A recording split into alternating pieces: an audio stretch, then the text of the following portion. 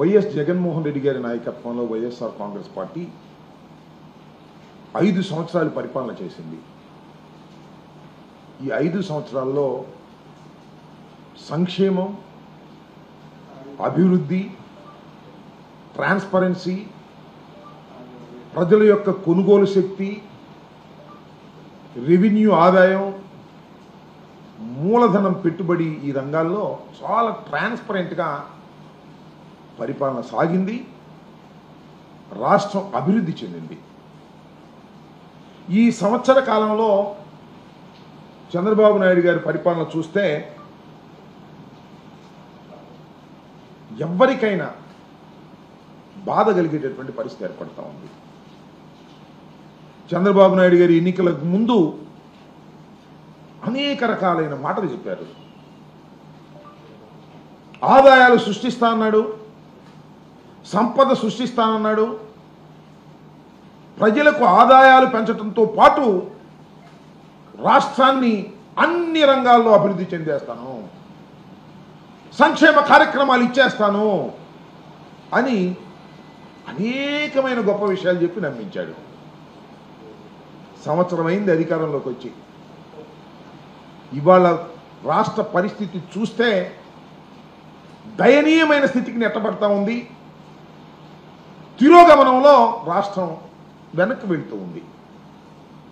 చంద్రబాబు నాయుడు గారు వచ్చిన దగ్గర నుంచి జగన్మోహన్ రెడ్డి గారి మీద ఏం బురద జల్లుదాం, ఆయన ఏ విధంగా వ్యక్తిత్వ హననాన్ని చేద్దాం, జగన్మోహన్ రెడ్డి గారి రాజకీయ పార్టీకి సంబంధించినటువంటి వ్యక్తుల మీద ఏ విధంగా క్రిమినల్ కేసులు పెడదాం, వేధిస్తాం, జగన్మోహన్ రెడ్డి గారు చుట్టుపక్కల ఉన్న వారి మీద లేనిపోని కేసులు పెట్టి ఆ కేసుల్లో విరికించి వేధించి భయపెడదాం అనే ఒక రెడ్ బుక్ రాజ్యాంగాన్ని ఆయన అమలు చేస్తున్నాడు.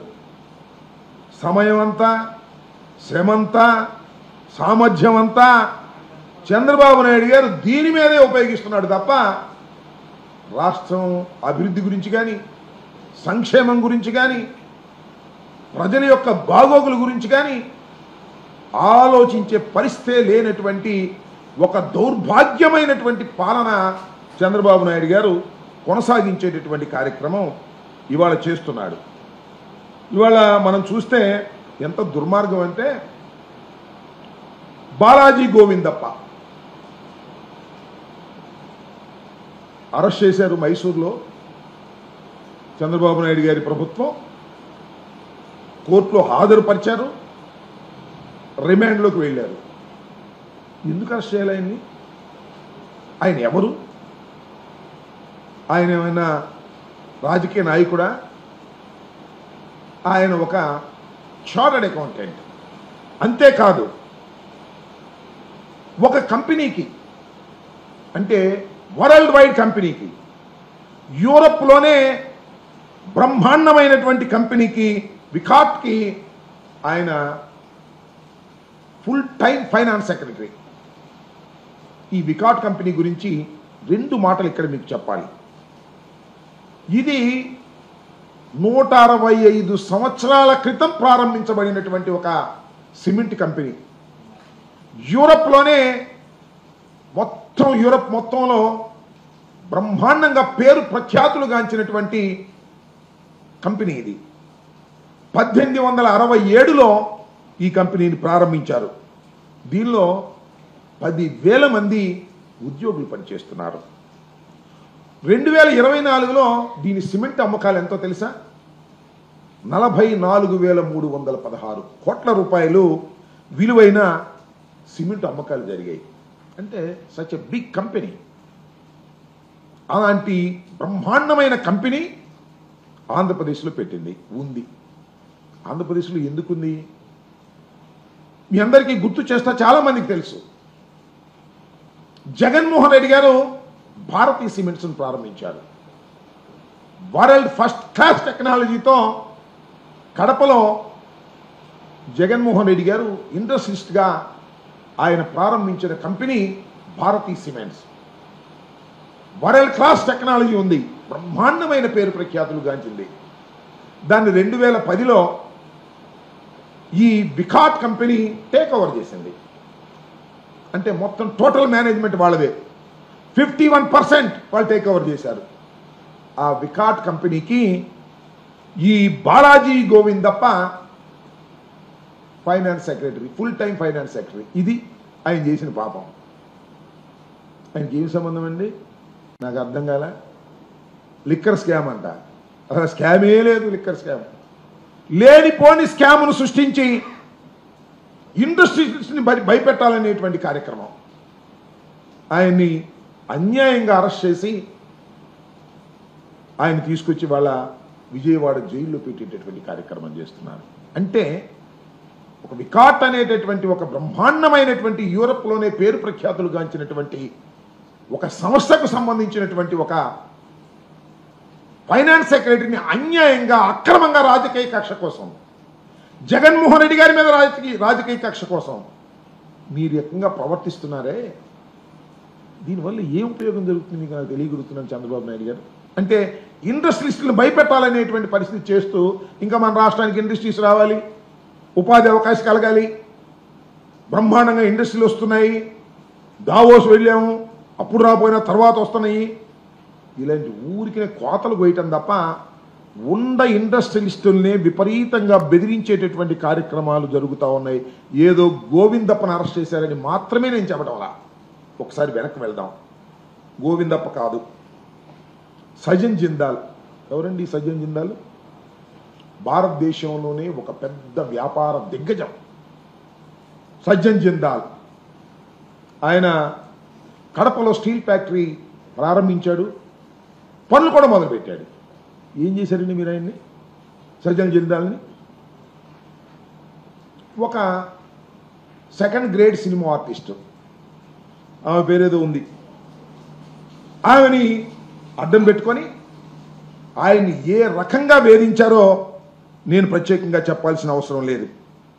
ఆమెను అడ్డం పెట్టుకొని కేసు పెట్టి ఆయన వేధించే కార్యక్రమం చేస్తే గడప నుంచి వెళ్ళిపోయాడు. ఆయన వెళ్ళి మహారాష్ట్రలో 3 లక్షల కోట్లతో పెట్టుబడులు పెట్టి ప్రారంభించాడు. ఆ కేసులో మీరు ఏ విధంగా ఒక హీరోయిన్ అని చెప్పబడే ఆమెని, బాంబేకి సంబంధించిన ఆమెని అడ్డం పెట్టి కేసు పెట్టి, ఒక పక్కన సజ్జన్ జిందాల్ లాంటి వారిని బెదిరించే కార్యక్రమం, భయపెట్టే కార్యక్రమం, వారిని వేధించే కార్యక్రమం, దానితో పాటు 3 ఐపీఎస్ ఆఫీసర్లు, ఇండియన్ పోలీస్ సర్వీస్లో ఉన్నటువంటి 3 ఐపీఎస్ ఆఫీసర్ని సస్పెండ్ చేశారు. సరే, ఇద్దరు ఏదో వెళ్ళారు, బెయిల్ తెచ్చుకున్నారు, అది వేరే అంశం. కానీ ఒక ఐజీ ర్యాంకుకు సంబంధించినటువంటి అధికారి ఇవాళ కూడా జైల్లో ఉన్నాడు. ఎప్పుడు లేదు, భారతదేశ చరిత్రలోనే లేని విధంగా తీసుకెళ్లి మీరు ఆయన లోపల పెట్టి వేధించేటటువంటి కార్యక్రమం చేస్తున్నారు. ఒకవైపున వికాట్కు సంబంధించినటువంటి ఫైనాన్స్ సెక్రటరీని అరెస్ట్ చేస్తారు, సజ్జన్ జిందాల్ని లేనిపోని కేసులు పెట్టి వేధించి ఆయన ఇక్కడి నుంచి లేకోకుండా చేస్తారు. ఈ విధంగా ఇండస్ట్రియలిస్టుల మీద జగన్మోహన్ రెడ్డి గారి మీద కోపంతోనో, వైఎస్ఆర్ కాంగ్రెస్ పార్టీ మీద కోపంతోనో, మళ్ళా వైఎస్ఆర్ కాంగ్రెస్ పార్టీ అధికారంలోకి వస్తుందనే భయంతోనో మీరు ఇండస్ట్రియలిస్టుల మీద ఈ రకమైన దాడులు చేసేటటువంటి కార్యక్రమం చేస్తున్నారు. ఒక విధంగా కక్షపూరితంగా అలా చేస్తుంటే మీ కూటమి ఎమ్మెల్యేలు, కూటమి మంత్రులు ఇండస్ట్రియలిస్టుల మీద దాడులు చేసి డబ్బులు తీసుకునే కార్యక్రమం. చందాలు కాదు, చందాలు అయితే పర్లేదు, చందాలు అంటే వాళ్ళు ప్రేమతో ఇచ్చేయి. రౌడీ మావుళ్ళు ఎంత దుర్మార్గం అండి. తాడిపత్రిలో అల్ట్రాటెక్ సిమెంట్ పరిశ్రమ ఉంది, అందరికీ తెలుసు. ఏం జరుగుతుందండి దానిలో? మీ బీజేపీ కూటమి ఎమ్మెల్యే గారు మీకు అప్పుడు మంత్రిగా చేశారు ఆదినారాయణ రెడ్డి గారు. అల్ట్రాటెక్ సిమెంట్ని పరిశ్రమ మీద ఫిర్యాదులు చేశారు. ఎందుకే ఫిర్యాదులు? ఏమైనా అన్యాయం జరుగుతుందని కాదు, కప్పం కట్టలేదని, డబ్బులు ఇవ్వలేదని, రౌడీ మావం ఇవ్వలేదని. దాని మీద ఒక సిఐ నరేష్ బాబు అనే అతన్ని అడ్డం పెట్టుకొని వారికి సప్లై చేస్తున్న ముడి సరుకుని సప్లై చేస్తున్నటువంటి ట్రాన్స్పోర్ట్కి సంబంధించినటువంటి వారి మీద సీజ్ చేశాడు. సీజ్ చేస్తే ఏం చేస్తారు? ట్రాన్స్పోర్ట్ చేసేవారు వేరే ఉంటారు. అవి సీజ్ చేస్తే ఏం చేస్తారు ట్రాన్స్పోర్ట్ అధికారులు? ఆ ప్రైవేట్ కంపెనీ ట్రాన్స్పోర్ట్ చేయటంలా, సప్లై లేదు. సప్లై లేకపోతే ఏమైంది? తాడిపత్రి అల్ట్రాటెక్ సిమెంట్ ఫ్యాక్టరీ మూసివేసేటటువంటి పరిస్థితికి వచ్చేసింది. ఒక పక్కనేమో మేక్ ఇన్ ఇండియా, మన దేశంలో అద్భుతమైనటువంటి ఉత్పత్తులు జరగాలనేమో ప్రధానమంత్రి గారు చెబుతాడు. ఆ ప్రధానమంత్రి గారి కూటమికి సంబంధించినటువంటి నారాయణ రెడ్డి గారేమో నాకు రౌడీ మామూలు ఇవ్వందే, మేము మీకు సప్లై చేయలేము, సప్లై చేస్తే ఊరుకోము, నా పోలీస్ అధికారులను పంపించి మిమ్మల్ని వేటాడిస్తాము, మీ ఎవరైతే ట్రాన్స్పోర్ట్ చేస్తున్నారో ఆ కంపెనీల మీద దాడి చేయించుతాము, మీకు ట్రాన్స్పోర్ట్ రాదు ముడి సరుకు, దాంతో మీరు మూసుకోవాల్సిందే ఫ్యాక్టరీ అనేటువంటి పరిస్థితితో బెదిరించి వాళ్ళ దగ్గర డబ్బులు కాజేయాలనేటువంటి పరిస్థితికి మీరు వస్తున్నారంటే ఎట్లా వస్తాయి ఇండస్ట్రీస్? నాకు లేదు, ఉన్న ఇండస్ట్రీస్ పోవడం తప్ప ఎట్లా వచ్చేటటువంటి కార్యక్రమం వస్తుందని చెప్పమని అడుగుతా ఉన్నాను. అంతేకాదు, ఆదాని హైడ్రో పవర్, ఇది గండికోటకు సంబంధించి ఆ రిజర్వాయర్లో ఆ హైడ్రో పవర్ చేసుకునేటువంటి కంపెనీ మీద మళ్ళీ ఆదినారాయణ రెడ్డి గారే ఆయన సోదరులు ఆ వర్క్లన్నీ మాకేవ్వండి, ఇంకోటికి ఇస్తే మేము ఒప్పుకోం అని డైరెక్ట్గా వాళ్ళ ఆఫీసుల మీద దాడి చేశారండి. ధ్వంసం చేశారు. మాట్లాడినోళ్ళు లేడు. పోలీసులు నీకు అనుకూలంగా ఉంటారు, ఆ ఇండస్ట్రీకి అనుకూలంగా ఉండరు. డబ్బులు ఇస్తే సెటిల్ చేసుకుంటావు. ఏమిటి అన్యాయం? ఇలాంటి దుర్మార్గమైనటువంటి కార్యక్రమాలు ఆంధ్రప్రదేశ్లో ఏ ఇండస్ట్రీ ఉన్నా ఆ ఇండస్ట్రీ కూటమి ఎమ్మెల్యేలకో కూటమికో కప్పం చెల్లించకపోతే నీ ఇండస్ట్రీ జరగదు అనేటువంటి పద్ధతుల్లో మీరు వ్యవహరిస్తున్నారే. అక్కడ దాకా ఎందుకు పల్నాడు రండి. పల్నాడులో గురజాల్లో ఎరపతినేని శ్రీనివాస్ గారు ఉన్నాడు, ఒక ఆయన ఎమ్మెల్యే గారు. భవ్య సిమెంటు, చెట్టినాడు సిమెంటు ఉన్నాయి. వాళ్ళు కప్పం కట్టలేదంట, డబ్బులు ఇవ్వలేదంట. మేము ఎలక్షన్లో ఖర్చు పెట్టాం, ఆ డబ్బులన్నీ మీరు ఇవ్వండి అంటారు. ఆ ఎలక్షన్లో ఖర్చు పెట్టాం, ఆ డబ్బులన్నీ మీరు ఇవ్వండి, ఇస్తేనే మీ ఫ్యాక్టరీలు నడుస్తాయి, లేకపోతే నడవు. ఎరపతినేని గారు మనుషులు వెళ్తారు, దాడులు చేస్తారు, ఆ డ్రైవర్ల మీద దాడులు చేస్తారు, ముడిసరుకు సప్లై చేయడానికి వీల్లేదంటారు. అంతే. భవ్య సిమెంట్స్, చెట్టినాడు సిమెంట్స్ ఒకటి 50 రోజులు, ఒకటి 30 రోజులు మూలబడిపోయింది, ఉత్పత్తి ఆగిపోయింది. ఏంటి అన్యాయం? పల్నాడులో, ఆంధ్రప్రదేశ్లో అనేక చోట్ల ఉన్నటువంటి ఫ్యాక్టరీలు మూతబడిపోయేటటువంటి పరిస్థితికి ఇవాళ కూటమి ప్రభుత్వం వల్ల జరుగుతూ ఉంటే ఎక్కడి నుంచి వస్తాయి ఇండస్ట్రీస్ చెప్పండి? నేను అడుగుతా ఉన్నా. ఒక్క ఇండస్ట్రీ కూడా వచ్చే పరిస్థితి లేదు కదా. ఉన్న ఇండస్ట్రీసే భయపడేటటువంటి పరిస్థితికి ఏర్పడతా ఉంది. అంతేకాదు, యూబీ బీర్ల ఫ్యాక్టరీ, స్పీడ్స్లో యూబీ అనేది ది టాప్ ఫ్యాక్టరీ స్పీడ్స్ తయారు చేయటంలో.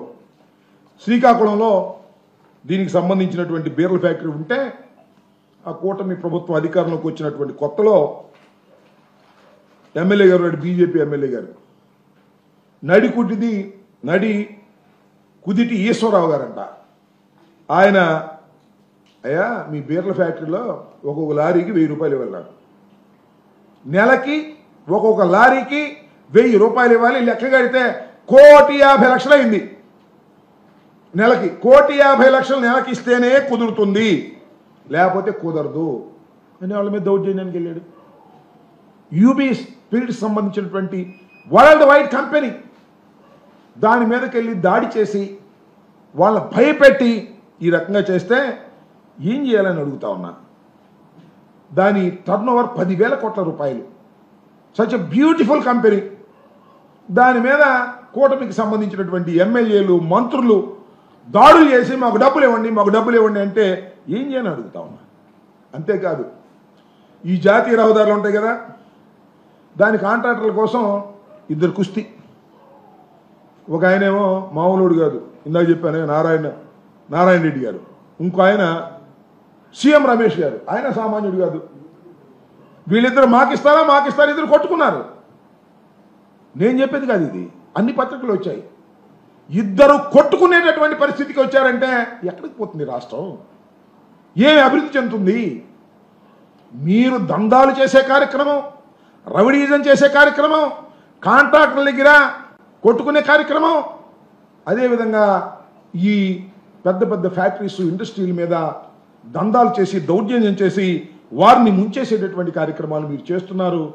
దాల్మియా సిమెంట్ మీద అయితే అసలు చంద్రబాబు నాయుడు గారు కక్ష కట్టేశాడు. ఇప్పటికీ 793 కోట్ల రూపాయలు ఏప్రిల్ 17న మొత్తంగా జప్తు చేసే కార్యక్రమం, వాళ్ళ భయపెట్టేటువంటి కార్యక్రమం చేస్తున్నారు. ఇకపోతే TV9 ఉంది, మీ అందరికీ తెలుసు, మై హోమ్స్ రామేశ్వరరావు గారి కంపెనీకి సంబంధించినటువంటిది. దాన్ని TV9నో లేకపోతే దాన్ని లొంగ తీసుకోవాలనే ఉద్దేశంతో వారి గనుల్లో నుంచి, వారికి సంబంధించిన సిమెంట్ గనుల్లో నుంచి ఈ ఉత్పత్తులు ఆగిపోవాలి, ఈ ముడి సరుకు తీసుకునే దానికి వీలు లేకోకుండా వారిని బెదిరించేటటువంటి కార్యక్రమాలు, ఈ విధంగా అనేక రకాలుగా దౌర్జన్యాలు చేసి, అన్యాయాలు చేసి, దుర్మార్గాలు చేసి ఈ సంవత్సర కాలం పరిపాలన చేశారు. ఎక్కడ అభివృద్ధి లేదు, ఎక్కడ ఆదాయాలు పెరగలేదు, రోజు రోజుకి తిరోగమనంలోకి వెళ్ళిపోయేటటువంటి పరిస్థితికి వాళ్ళు రావడం చాలా దురదృష్టకరమని మనవి చేస్తున్నాం. చంద్రబాబు నాయుడు గారు ఏదో నేను అద్భుతమైనటువంటి సంపద సృష్టిస్తాను, ప్రజల జీవన ప్రమాణాలు పెంచుతాను, ఇండస్ట్రీస్ తీసుకొస్తాను, జగన్మోహన్ రెడ్డి అలా చేశాడు ఇలా చేశాడు అని మాయ మాటలు చెప్పి అధికారంలోకి వస్తే ఇవాళ రాష్ట్ర ప్రజానీకం తల పట్టుకుని బాధపడుతున్నారు. 5 సంవత్సరాల పాటు అద్భుతమైన పరిపాలన ఇచ్చినటువంటి జగన్మోహన్ రెడ్డిని కాదని ఒక దుర్మార్గమైనటువంటి పరిపాలన, దౌర్జన్యాలతో కూడినటువంటి పరిపాలన, అబద్ధాలతో కూడినటువంటి పరిపాలన ఇవాళ సంవత్సరంలో తేలిపోయింది. ఇంకా కడవ 4 సంవత్సరాలు చూడవలసినటువంటి అవసరం లేదు. ఇవాళ మనం ఒక మాట మాట్లాడదాం. ఏంటండి ఇవాళ రాష్ట్రంలో ఉన్న ఆదాయాలు ఎలా ఉన్నాయి? నేను చెప్పేటటువంటి అంశం కాదు ఇది. కాగ్ బడ్జెట్ అంకెల మీద కాగ్ రిపోర్టుని ఒక్కసారి మనం చూసినట్లయితే ఎవరికైనా చాలా క్లియర్గా అర్థమైపోద్ది. ఈ సంవత్సర కాలంలో తిరోగమనమే.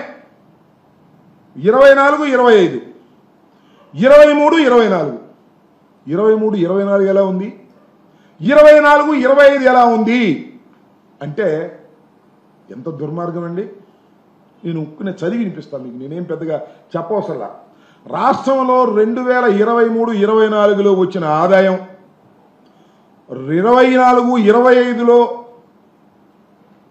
ఆదాయం చూస్తే అంత రాకపోతే రాకపోయింది, 5,520 కోట్లకు తగ్గిపోయింది రెవెన్యూ లోటు, రెవెన్యూ ఆదాయం. అంటే సంపద సృష్టిస్తాను అన్న చంద్రబాబు నాయుడు గారు సంవత్సరం పరిపాలన చేస్తే ఆ సంవత్సరంలో 5,520 కోట్ల రూపాయలు రావాల్సినటువంటి ఆదాయం రాలేదంటే ఈయన సంపద సృష్టిస్తున్నాడా, సంపద పోగొడుతున్నాడా ఒక్కసారి ఆలోచించమని మనం చేస్తున్నాం.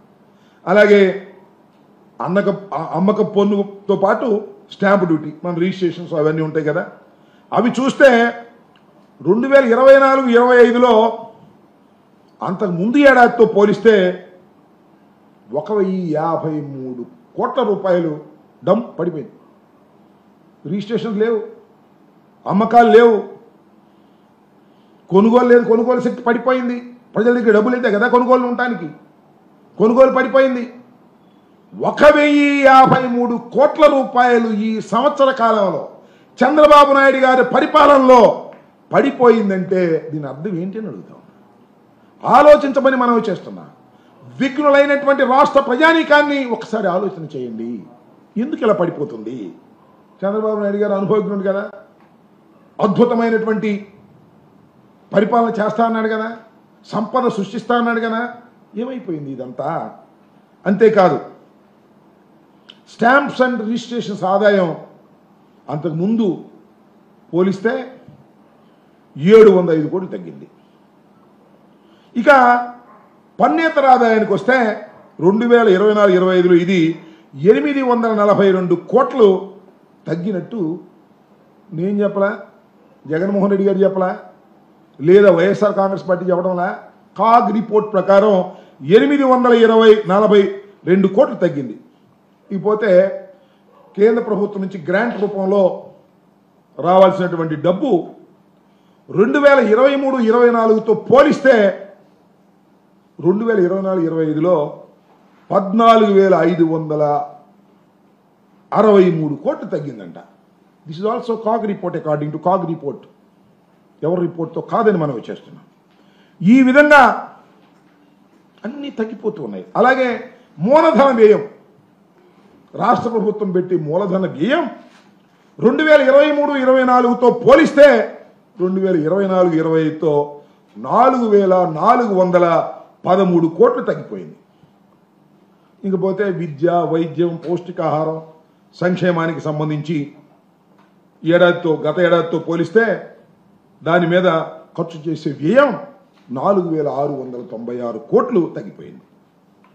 ఇవన్నీ కూడా కాగ్ గణాంకాల ప్రకారం నేను చెప్తున్నట్టుదే కానీ చంద్రబాబు నాయుడు గారి మీద కోపంతోనో, చంద్రబాబు నాయుడు గారు ఏదో అధికారంలోకి వచ్చాడనే దుగ్ధతోనో నేను చెప్తున్నటువంటి మాటలు కాదు. అన్నీ ఆన్ రికార్డ్, కాగ్ రిపోర్ట్ ప్రకారం వస్తున్నటువంటి లెక్కలివి. ఏమైనా చెప్పండి చంద్రబాబు నాయుడు గారు, this is your progress report. నేను ఇచ్చింది కాదు, ఈ సంవత్సర కాలంలో మీరు చేసినటువంటి ప్రోగ్రెస్ రిపోర్ట్ ఇది. అంటే తిరోగమనం. జగన్మోహన్ రెడ్డి గారి టైంలో ఇలా పెరిగిపోతే ఆదాయాలు, మీ టైంలో ఇలా తగ్గిపోతున్నాయి. ఏంటి మీ గొప్పతనం నాకు అర్థం కాల. ఊరికినే మీరు పిఆర్ మెయింటైన్ చేయటం, బిల్డప్లు ఇచ్చుకోవటం. ఆంధ్రజ్యోతి, ఈనాడు ఫ్రంట్ పేజీలో బిల్డప్ ఇచ్చే కథనాలు, TV5, ABN, ఈటీవీ అద్భుతం, అమోఘం. లెక్కలు చూస్తే ఏమి లేదు. ఈ పేపర్లో చూసి బిల్డప్ ఇచ్చుకోవడం తప్ప సంవత్సర కాలంలో తిరోగమనం పాలైనటువంటిది, ఇది దుర్మార్గమైంది. దీనికి కారణం ఏంటి? ఒకటి సింపుల్. నీ దృష్టి అంతా ఏంటి? Red book. జగన్మోహన్ రెడ్డి గారు అమ్మటి ఉండేవాళ్ళని లోపలేయాలి, వైఎస్ఆర్ కాంగ్రెస్ పార్టీని లోపలేయాలి, అణిచేయాలి. అణిచేస్తే మళ్ళీ మా అబ్బాయికి అడ్డం లేకుండా పార్టీ పోద్ది. అణిచేస్తే ఏం పోదు. అణిచేస్తే మళ్ళా పెరుగుతుంది, తిరుగుబాటు వస్తుంది, ధైర్యం వస్తుంది. మళ్ళా మిమ్మల్ని ఓడించే శక్తి మాకు ప్రజలకు ఇస్తారు. మీరు చేస్తున్నటువంటి ఈ దురాగతాల వల్ల ఇవాళ ఇండస్ట్రీస్లు రాష్ట్రం నుంచి పారిపోయేటటువంటి పరిస్థితి, కొత్తగా ఇండస్ట్రీలు వచ్చి ఇండస్ట్రీస్ పెట్టేటటువంటి పరిస్థితి కానీ, ఉపాధి కల్పించేటటువంటి పరిస్థితి కానీ లేనటువంటి పరిస్థితిలో ఇవాళ రాష్ట్రాన్ని సంవత్సర కాలం పాటు పరిపాలన చేసినటువంటి కూటమి నెట్టేసింది. ఇవన్నీ కూడా లెక్కలతో సహా చెబుతున్నటువంటి అంశాలు తప్ప మేమేదో చంద్రబాబు నాయుడు గారి మీద కోపంతో చెబుతున్నామని అనుకోవద్దని విఘ్నులైనటువంటి రాష్ట్ర ప్రజానీకానికి సందర్భంగా నేను చెప్పదలుచుకుని. పోతే సంక్షేమం ఏం చెప్పాడండి చంద్రబాబు నాయుడు గారు? సూపర్ 6. ఏమైంది సూపర్ 6? ఒకటి నావల్ చేసావా? అదేమిటి గ్యాస్ ఇచ్చాను అంటున్నాడు. అంతా గ్యాసే. అది గ్యాస్ ఇచ్చింది కాదు, పెట్టింది కాదు. నేను ఒక్క చిన్న ఇంకా చెప్తా, పెద్దగా ఏం అవసరంలా. ఇది కాదని చెప్పమనండి కూటమిలో ఉన్నవారు ఎవరినైనా సరే. సూపర్ 6ను అమలు చేయటానికి అని చెప్పాడు కదా. సూపర్ 6లో అది ఇది అది అని చాలా, గ్యాస్ అన్నాడు, నీకు 15 నీకు 15 నీకు 15 అన్నాడు, చాలా చెప్పాడు సూపర్ 6 అని. దానిలో మొత్తం సూపర్ 6కి ఏడాదికి ఎంత ఖర్చు పెట్టాలి అంటే ప్రభుత్వ లెక్కల ప్రకారమే 79,867 కోట్ల రూపాయలు ఖర్చు పెట్టాలి ఒక సంవత్సరంలో. సూపర్ 6 అనే దాన్ని పరిపూర్ణంగా అమలు చేయాలి అంటే గతంలో ఎంత కేటాయించారు తెలుసా అండి? ఎంత మోసం చంద్రబాబు నాయుడు గారు. మోసానికి మారు పేరు నారా చంద్రబాబు నాయుడు గారు. ఎంత ఖర్చు పెట్టారో తెలుసా? ఎంత కేటాయించాడో తెలుసా? 79,867 కోట్ల రూపాయలు కేటాయించి ఖర్చు పెట్టవలసినటువంటి ప్రభుత్వం 7,282 కోట్లు కేటాయించారు. అక్కడ ఒక మోసం. సరే కేటాయిస్తే కేటాయించారు పో. ఎంత ఖర్చు పెట్టారు తెలుసా? ఇది ఒక చాలా చిత్రం. 865 కోట్లు ఖర్చు పెట్టారు. ఏంటది 865 కోట్లు? గ్యాస్. ఒక సిలిండర్ ఇచ్చి గ్యాస్ పెట్టారు. ఏంటిది? ఇవ్వండి బాబు గారు, చంద్రబాబు నాయుడు గారు, కూటమి నాయకులారా. సూపర్ 6కి మీరు 79,867 కోట్లు ఖర్చు పెట్టవలసిన మీరు 7,282 కోట్లు కేటాయించి 865 కోట్లు ఖర్చు పెట్టి నన్ను చూడు, నా అందం చూడు, నా కూటమి చూడు, నా సూపర్ సిక్స్ చూడు, నా పవర్ చూడు, నా వాగ్దానం చూడు అని చెబుతుంటే ఎవరు నమ్మాలి మిమ్మల్ని? ఎందుకు నమ్మాలి మిమ్మల్ని? అసలు మిమ్మల్ని అధికారంలోకి ఎందుకు తీసుకొచ్చామని బావురమని ఏడవలసిందే కదా తెలుగు రాష్ట్ర ప్రజానీకమని నేను అడుగుతా ఉన్నా. ఇలాంటి దుర్మార్గమైనటువంటి కార్యక్రమాలు ఒక్కటంటే ఒక్క హామీ నెరవేర్చారని నాకు అర్థం కాల. అదేదో 4,000 ఇచ్చాం అన్నారు. పోనీ అదేదో 4,000 ఇచ్చారు అనుకుందాం కాసేపు, దానిలో మళ్ళీ 3 లక్షల మందిని కోత పెట్టావే, 3 లక్షల మంది తీసేసావు, మళ్ళీ ఇంకా తీయాలనుకుంటున్నావు. ఒక్కటి కాకపోతే ఒక్కటైనా మీరు చేశారని అడుగుతా ఉన్నా. ఉచిత బస్సు అన్నావు, ఏమైంది? బస్సు చూసైంది. తల్లికి 100, ఇదిగో అప్పుడు ఇస్తా. మొన్న ఏమంటాడు? ఇన్స్టాల్మెంట్స్గా ఇస్తా అంట. ఇచ్చాడు ఒకసారి ఇన్స్టాల్మెంట్స్గా, గుర్తుందిగా మీకు? ఏది? రైతు భరోసా కాదు, రైతు రుణమాఫీ. ముందేమో సొత్తగా ఇచ్చేస్తా అన్నాడు, తర్వాత ఇన్స్టాల్మెంట్స్ అన్నాడు, తర్వాత స్కేల్ ఆఫ్ ఫైనాన్స్ అన్నాడు. 3 బంగారాలు పెట్టాడు మొత్తం రాష్ట్ర ప్రజానీకానికి. ఇంత దుర్మార్గమైన కార్యక్రమాలు చేస్తూ ఇవాళ చంద్రబాబు నాయుడు గారు, అసలు నాకు తెలియకొడతానండి చంద్రబాబు నాయుడు గారు, మీకు పరిపాలన చెయ్యాలని ఉందా? మళ్ళా జగన్మోహన్ రెడ్డి అధికారంలోకి వస్తాడేమోనని భయం ఉందా?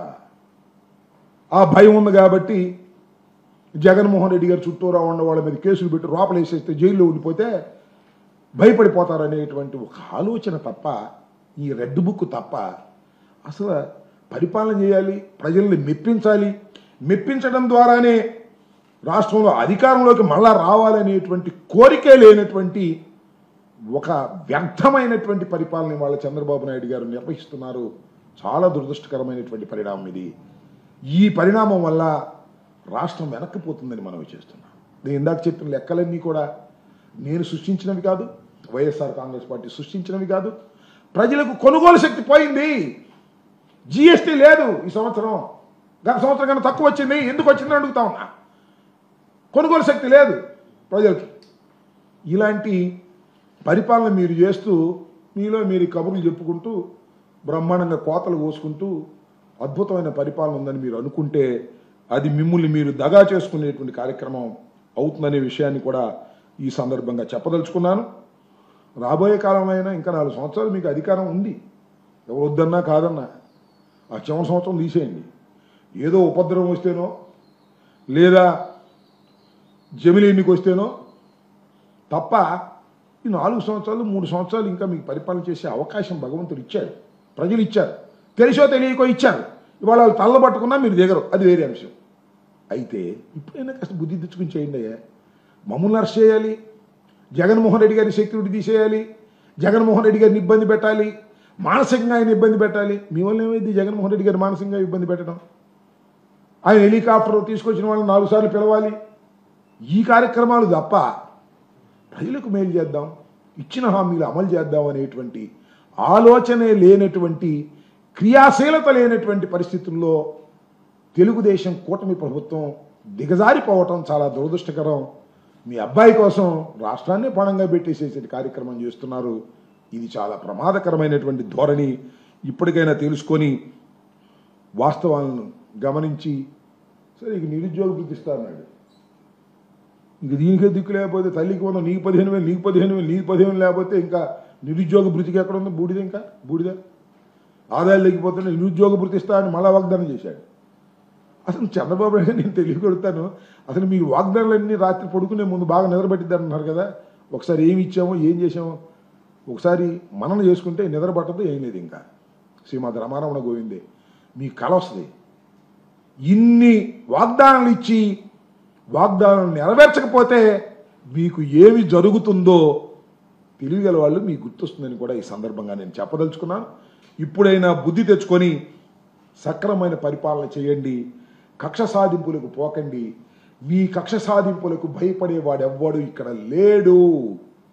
మీరు జైల్లో పెడితే జైల్లో ఉంటారు, శాశ్వతంగా జైల్లో ఉంటారుగా. బాలాజీ, ఆయన పేరు బాలాజీ అప్ప, బాలాజీ గోవిందప్పని జైల్లో పెట్టారు, శాశ్వతంగా ఉన్నాడా? ఉంటాడా? రాడా? ఎవరైనా వస్తారు. కాబట్టి జైల్లో పెట్టడం ద్వారా పరిపాలన చేయాలనుకుంటే దానికి తగిన శాస్తిని, తగిన మూల్యాన్ని ఈ రాష్ట్ర ప్రభుత్వం అనడం కంటే నారా చంద్రబాబు నాయుడు గారు లేదంటే మీ ఏకైక పుత్రుడు దానికి మూల్యం చెల్లించక తప్పదని ఈ సందర్భంగా చెప్పదలుచుకున్నాం. ఓకే, సుప్రీంకోర్టు సివాట్లు పెట్టింది సిఐడి వాళ్ళని ఇట్లా అరెస్ట్ చేయొద్దు అని. హైకోర్టు ఏమో పోలీసులకు ఇప్పటికే చాలా సార్లు చెప్పింది, అయినా పర్వం కొనసాగుతూనే ఉంది. ఇప్పుడు ముఖ్యంగా చంద్రబాబు నాయుడు గారి ధోరణ మారిద్దని అనుకోను, కానీ ఏ ప్రభుత్వంలో అయినా పనిచేసేటటువంటి పోలీస్ వ్యవస్థ ఒక్కసారి ఆలోచించుకోమని మనం చేస్తున్నాం. కానిస్టేబుల్ టు డీజీపీ ఆలోచించుకోండి. ప్రభుత్వాలు శాశ్వతం కాదు, అయితే డీజీపీ కూడా శాశ్వతం కాదులే, 2 సంవత్సరాలతో వెళ్ళిపోతారు, అదే ఆయన ధైర్యం. చాలామంది ఐపీఎస్ ఆఫీసర్లు ఉన్నారు, రాబోయే ప్రభుత్వంలో కూడా పని చేయాలి. మళ్ళా తిరిగి చంద్రబాబు వస్తాడా, మేము వస్తావా, టైం విల్ డిసైడ్. కొద్దిగా రూల్స్ ప్రకారం వెళ్ళండి అయ్యా. మనం చూసాం కదా, చిలకూరుపేటలో రజనమ్మ గారి కారులోంచి పట్టుకొచ్చాడు చొక్కా పట్టుకుని. ఏమైంది, 41 నోటీస్ ఇచ్చి పంపించాల్సిన కేసుకి అంత హంగామా చేయాలా? అంత హంగామా చేసి లాక్కొచ్చి తీసుకొచ్చి ఏం చేసావు, కోర్టులో పెట్టావు, కోర్టు వదిలేసింది, అంతే కదా. ఇవాళ సుప్రీంకోర్టు, హైకోర్టు చాలా సందర్భాల్లో చాలా ఘాటుగా విమర్శ చేస్తున్నా మీకు తోలు మందం అయితే మేము చేయగలిగింది లేదు.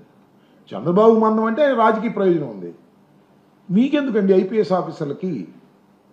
సరే డీజీపీ గారు వెళ్ళిపోతారు అనుకో, 1 సంవత్సరం 2 సంవత్సరాల తర్వాత, సరే వెళ్ళిపోయినా చట్ట ప్రకారం ఆయన వ్యవహరించకపోతే పిలిపిస్తాం, అది వేరే విషయం. కానీ ఐపీఎస్ ఆఫీసర్స్, అన్ని ప్రభుత్వాల్లో పనిచేయవలసినటువంటి ఐపీఎస్ ఆఫీసర్స్ చట్ట ప్రకారం వ్యవహరించేటటువంటి పద్ధతుల్లో ఉండాలని నేను మనస్ఫూర్తిగా కోరుకుంటున్నా. కొంతమంది ఐపీఎస్ ఆఫీసర్లు పాపం లూప్ లైన్లో ఉన్నారు, చాలామంది వెళ్ళిపోయారు సెంట్రల్ దానికి కూడా. మాకు పల్నాడులో ఎలక్షన్ టైంలో చేసిన ఆ మహిళ ఉంది, చాలా సిన్సియర్ ఆఫీసర్గా పనిచేశారు. ఆయన గవర్నమెంట్ రాగానే పంపించారు. ఆమె పేరేంటి, మల్లికా కార్గ్. ఆమె ఎక్కడో లూప్ లైన్ పంపించేశారు. సో నేనేమంటానంటే, మీరు ఎక్కడ ముద్ర వేయమంటే అక్కడ ముద్ర వేయటం, ఎవరిని అరెస్ట్ చేయమంటే వాడిని అరెస్ట్ చేసేవాడిని తీసుకొచ్చి పెట్టుకున్నారు అనుకో, మీకు పంపే మునిగిద్ది, ఏం కంగారు లేదు. ప్రజలు అన్నీ గుర్తుపెట్టుకుంటారనేది కూడా ఈ సందర్భంగా మనవి చేస్తున్నాను. పోలీసు వ్యవస్థ ఫెయిల్ అయితే most dangerous to the society. ఇంకా నాకు తెలుసు పోలీస్ ఆఫీసర్స్లో ఇంకా ఐపీఎస్ వారు సిన్సియర్గా పనిచేసే వాళ్ళు ఉండబట్టే ఈ మేరకు ఉంది. కొంతమంది ఆ సిన్సియారిటీ లేదు, ఏమీ లేదు. లోయర్ లెవెల్లో మన చిలకూరుపేట సిఐ లాగా పట్టుకోవడం రావడం. ఆ మధ్యన వాసు అనే ఆయన ఉన్నాడు, ఒక ఆయన వెళ్ళి అర్ధరాత్రి 3:30కు పట్టుకొచ్చాడు ఒక ఆమెని, మహిళని కోరుకోకుండా. ఎక్కడ పోతావు, దెయ్యం వెళ్ళే పట్టుకుంటుంది. నేను గుర్తుపెట్టుకో, ఆ తప్పు దెయ్యం వెళ్ళే పట్టుకుంటుంది, సుప్రీంకోర్టు దాకా వెళ్ళి పట్టుకుంటుంది. మహిళను తీసుకొచ్చి కొట్టారు చిలకూరుపేటలో ఒకసారి. ఎక్కడికి పోవయండి, రికార్డ్ అయి ఉంటాయి, వెంటాడుతానే ఉంటాయి మీ సర్వీస్ మొత్తం అనేది కూడా గుర్తుపెట్టుకోండి. కొద్దిగా జాగ్రత్తగా చేయండి. ఏదో మా లోకేష్ చెప్పాడు, ఎమ్మెల్యే గారు చెప్పాడని మీరు విరుచుకుపడ్డారనుకో, మీరు చట్టబద్ధంగా పనిచేయవలసినటువంటి అధికారు అనే విషయాన్ని మర్చిపోకండి. మీరు లైసెన్స్డ్ గూండాస్ కాదు, చట్ట ప్రకారం పనిచేయవలసినటువంటి పోలీసు అధికారులు. అది దాటి వెళ్ళారా దెబ్బతింటారనేది ఒక సలహా. పాటిస్తే పాటించండి, పాటించకపోతే పాటించే విధంగా న్యాయస్థానాలు చేస్తాయి. చేసే విధంగా న్యాయస్థానాలను అప్రోచ్ అయ్యేటటువంటి శక్తి, యుక్తి మాకుందని కూడా ఈ సందర్భంగా మనం చేస్తున్నాం.